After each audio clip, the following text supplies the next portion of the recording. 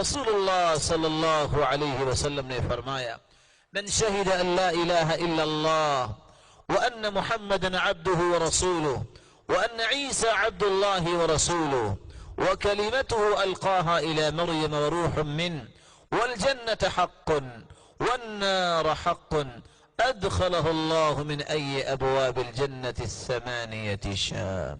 جو شخص اس بات کی گواہی دے دے کہ اللہ کے علاوہ کوئی عبادت کے لائق نہیں اور محمد الرسول اللہ صلی اللہ علیہ وسلم وہ سرتاج رسول ہے، اللہ کے سچے پیغمبر ہیں، اور عیسیٰ علیہ السلام اللہ کے پیغمبر ہیں، اللہ کا کلمہ ہے جس کا القاء کیا گیا مریم علیہ السلام کی طرف. جنت بھی حق ہے جو اللہ نے مسلمان اور مومنوں کے لیے تیار کی ہے، جہنم بھی حق ہے جو کافروں کے لیے تیار کی گئی ہے. جو اس بات کی گواہی دے دیتا ہے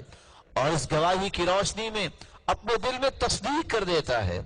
اور تصدیق کے بعد اپنی زندگی کو اس تصدیق کی روشنی میں ڈھال لیتا ہے، قیامت کا دن ہوگا اللہ رب العزت فرمائیں گے یہ جنت کے 8 دروازے کھلے ہیں،